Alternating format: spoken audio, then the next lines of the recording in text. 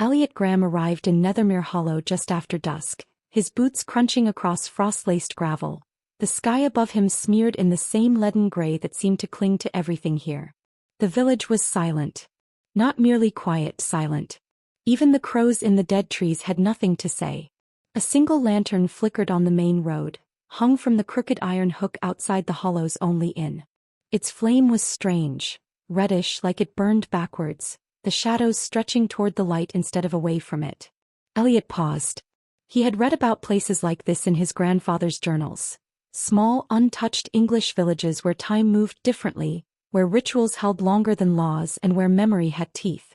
But nothing had prepared him for the way the fog tasted. It slid down his throat like oil. Heavy. Wrong.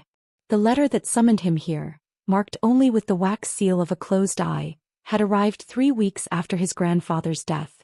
No return address. No signature. Only 5 words. The Hollow remembers. You must. Now standing before the ivy-choked cottage that bore the name Thorn's Rest, Eliot felt memory stir, but it wasn't his. It was the house's. Inside, the cottage smelled of rain and old ash. Dust coated every surface, but there was no rot.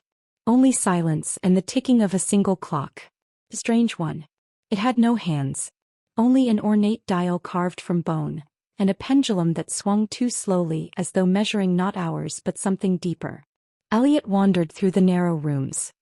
He found old books wrapped in faded ribbon, photographs turned face down, and in the kitchen, a rusted lantern hung on a hook above the hearth. Its glass was blackened from the inside. He reached for it and heard a knock. Not at the door. Below. 3 soft taps. From the cellar. Eliot stared at the trapdoor in the floor. It was unlatched. He hadn't noticed it before. The wood around it was damp like it had been sweating. And scratched into its surface were words nearly worn smooth. Do not answer in light. He didn't open it. Not yet. Instead, he found his grandfather's journal in a trunk near the bed. A single red ribbon marked the final entry. Read. Nethermere Hollow is not a place. It's a threshold. They used to call it the dimming wood. Before it forgot itself. Every lantern is a promise. Every light casts backward. There's a keeper. Do not look at his eyes. Beneath that, a date. Tonight's. And beneath that, 3 words etched in shaking ink. It's my turn. The knock came again. Louder. This time Eliot opened the trapdoor. A breath of cold air rushed up, scented with moss, iron, and something sour, like flowers that had never bloomed. A stone stairway descended into blackness. No light reached it, though the lantern above the hearth now glowed faintly as if stirred by what lay beneath. Eliot took it. Though no flame flickered inside, it gave off a warmth, strange, steady, and ancient. He stepped down. Each stair hummed underfoot as if remembering his name. The cellar wasn't empty. Shelves lined the walls, each stacked with identical lanterns. Hundreds. Maybe thousands. None lit. Except one. In the center of the room on a stone pedestal, a single lantern burned with a soft white glow. The flame inside it didn't flicker. It spun. And behind it, etched into the curved stone wall in jagged letters, was a message. The lantern burns backward. The trees remember what we forget. And then a whisper. From beneath the floor. From under the earth itself.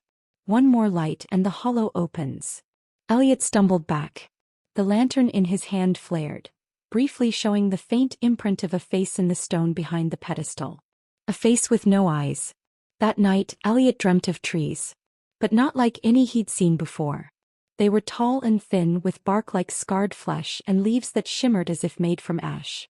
Between their trunks walked figures, hooded, veiled, their hands bound by red cords. Each carried a lantern. Each walked backwards. In the dream, one stopped and turned toward him. Sid fell away. It was his grandfather. Eyes sewn shut. Mouth open in a silent scream.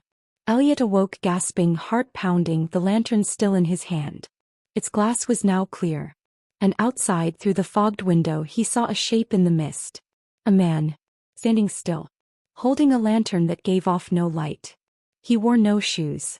His coat was gray as ash and his mouth moved constantly, but no sound came out.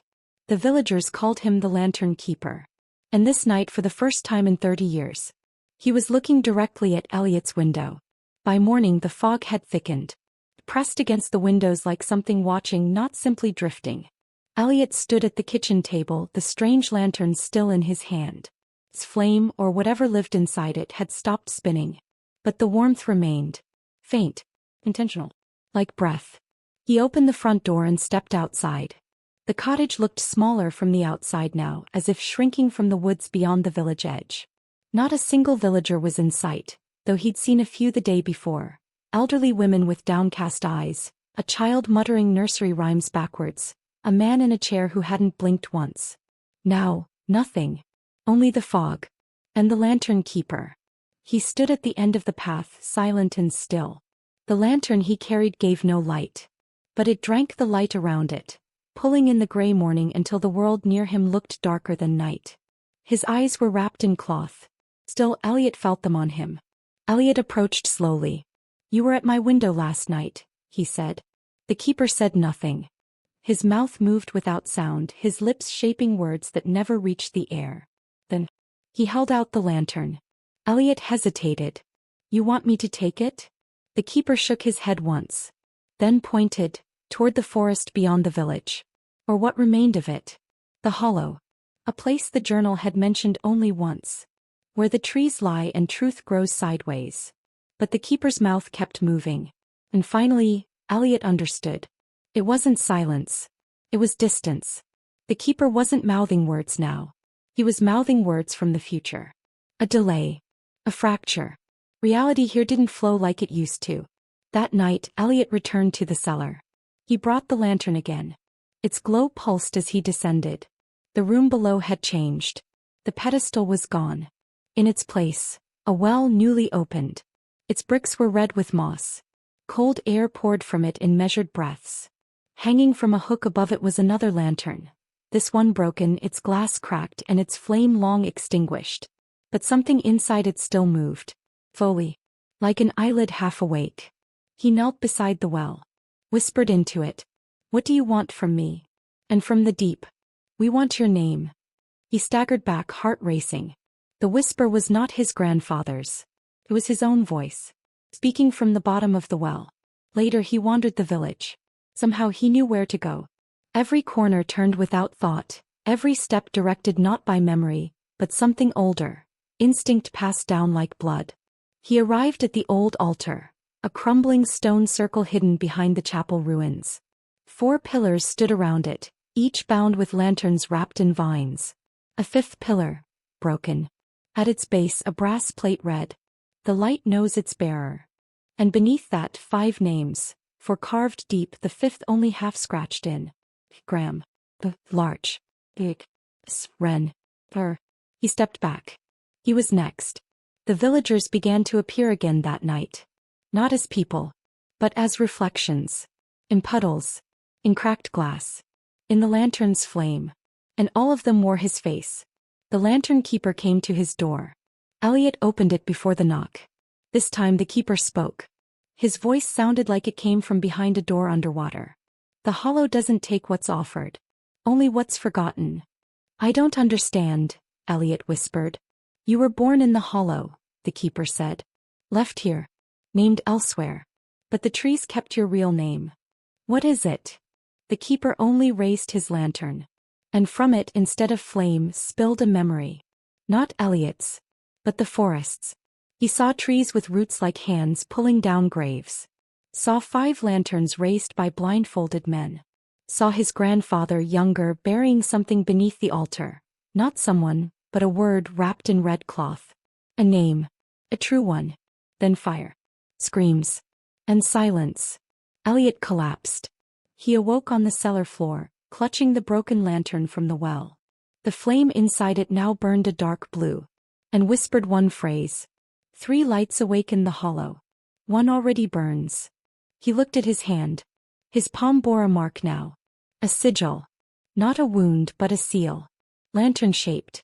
Bleeding very slowly in reverse. Outside the trees were stirring. Not from wind. But from remembrance. And somewhere in the mist the 2nd lantern had just been lit. The 3rd lantern lit just before dawn. Eliot didn't see it ignite.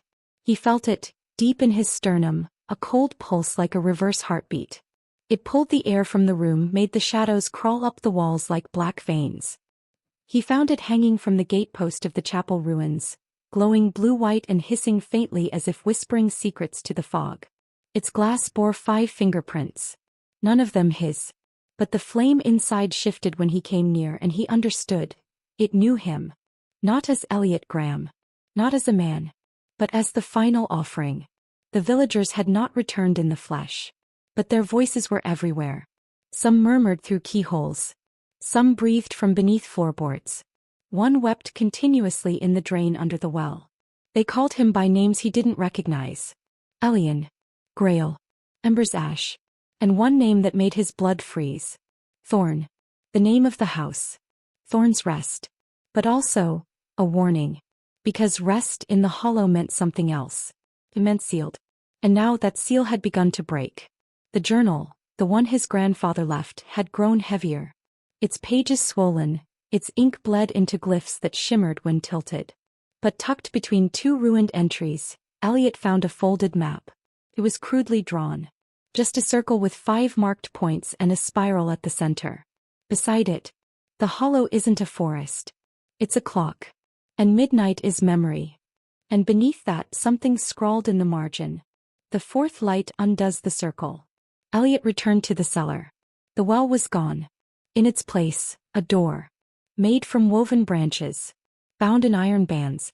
It pulsed gently with light from the lantern he still carried. And carved across the top beam. Do not enter with your name intact. He touched the door. It opened inward. Beyond it lay a path of ash through skeletal trees. The hollow wasn't a place, it was a shape. Circular. Impossible. With each step, Eliot felt pulled into loops of himself. He saw echoes walking beside him. Versions of his body turning left when he turned right, some weeping, others burning, one completely faceless. The forest remembered not just him, but all possible versions of him. And it hated what he had become. In the spiral center of the hollow, Eliot found the altar. Not the ruin above the village. This one was deeper, primordial. Here the fog turned red. And around the altar stood 4 figures. Each held a lantern. Each had their eyes stitched shut. And one, the tallest, spoke in a voice Eliot had only ever heard in dreams. You are the 5th. You bear the flame that should not burn. Who are you? Eliot asked. The figure stepped forward. Removed its hood. It was himself. Older. Hollow-cheeked. Eyes black as burnt glass. You lit the 1st lantern when you remembered the house. The 2nd when you opened the well. The 3rd when you asked who you were. He pointed to Eliot's chest. The 4th is in you. And the 5th, you must bury. The figures raised their lanterns. Together they chanted, not words but unhappened thoughts. Sounds Eliot couldn't remember hearing because they hadn't occurred yet. The altar cracked. Beneath it a mouth opened. Stone lips. Teeth of root and bone. And from it came a name. Eliot's true name. He heard it and instantly forgot it. But his lantern knew. It flared violet. And the fog caught fire. The hollow burned in reverse. Flames curled downward, trees turned inside out, and the spiral path unraveled into threads of time snapping underfoot. The figures vanished. Only Eliot remained, kneeling before the altar, the violet lantern beside him, the name still echoing just beyond his grasp. He looked up and the lantern keeper stood there. Still blindfolded. Still silent. But this time when he raised his hand, it held not a lantern, but a mirror. Cracked. Dark. And moving inside it, Nethermere Hollow burning endlessly in loops. The keeper spoke at last. The 5th flame completes the circle. What happens if I refuse? Eliot asked. The keeper's stitched eyes bled slightly. Then you stay. As I did. As they all did. As you already have. What do I have to do? The keeper pointed to the ground. There a pit had opened. At the bottom the 5th lantern waited. It looked exactly like the one Eliot carried, except the flame inside it was dead. And it bore a tag. Eliot Graeme. Buried 1871. Dug up too soon. The fog swallowed the altar again. The spiral pulled inward. And Eliot knew. The hollow would not let him leave. Not until the 5th lantern burned. And not until something inside him was extinguished in its place. The pit waited. At the bottom, the fifth lantern stood as still as a tombstone, its flame unlit, but its shadow impossibly long. Eliot stared down into it and felt his name tremble on the edge of existence. He descended slowly, knees giving beneath each step as if the air itself thickened with memory. When he reached the base, he touched the lantern. It was cold. Colder than the hollow. Colder than death. And as his fingers brushed the tag, Eliot Graeme, it crumbled to dust. A voice rose behind him. Not human. Not spirit. But something buried in language itself. What burns backward never dies. The keeper's mirror shimmered above the pit's edge, still showing Eliot's reflection, but now the reflection was alone. No forest. No hollow. No light. Just him. A body out of place. A man who should not exist. He lit the lantern. Not with a match, not with will, but with recognition. The moment the flames sparked, a violet tongue of fire twisted inside and burst outward in silence. Time cracked open. The hollow screamed, not from sound but from undoing. The sky bled down instead of up. The trees inverted and became bone. And the villagers began to walk again. Only now their faces were correct. And none of them were his. Eliot stumbled from the pit, clutching the fifth lantern. The altar had vanished. The spiral was gone. Only the straight path remained. A corridor of lightless trees leading to the chapel ruins. He walked. Each step was a lifetime burned away. Each breath, a name forgotten. By the time he reached the village again, his own name felt foreign in his mouth. At the center of the ruins stood the lantern keeper. But now his blindfold hung loose. And his eyes, ancient, hollow, reflecting flames never lit, met Eliot's. The fifth flame is not a lantern, he said. It is a memory that refuses to lie still. Then what am I? Eliot whispered. You are the story this place tells to itself when it's afraid of being forgotten. The keeper stepped forward and placed a hand on Eliot's shoulder. You were not meant to survive your birth. I was buried. You were planted, like a seed of memory, grown in silence, raised in absence, and now remembered. All 5 lanterns appeared then, hanging in the air around them. Each burned a different color. White, red, blue, and violet, the color of unmade things. The chapel stones shifted. The well in the cellar reappeared beneath their feet. It was open again. But this time, Eliot knew what lay beneath it. Not a tunnel. Not a body. But a word. His true name. He lowered the fifth lantern into the well. And as it descended, the world fractured. Not violently, but as a slow sigh of something ancient finally allowed to rest. The trees returned to their roots. The spiral unspooled. The villagers, one by one, stepped into their reflections and vanished. The hollow dimmed. And then, it spoke. Through the keeper's mouth. Through the flame. Through the mirror of the story itself. We are the hollow. We are the place that remembers what you bury. And now, we remember you. Eliot stood at the edge of silence.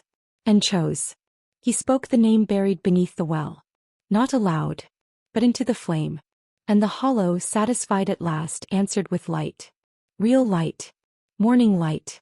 He awoke at the kitchen table of the cottage. The fog was gone.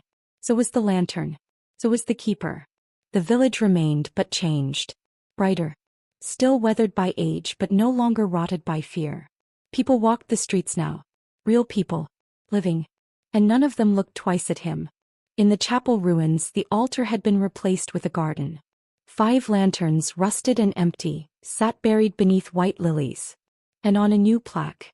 For those who lit the path home. No names. Only symbols.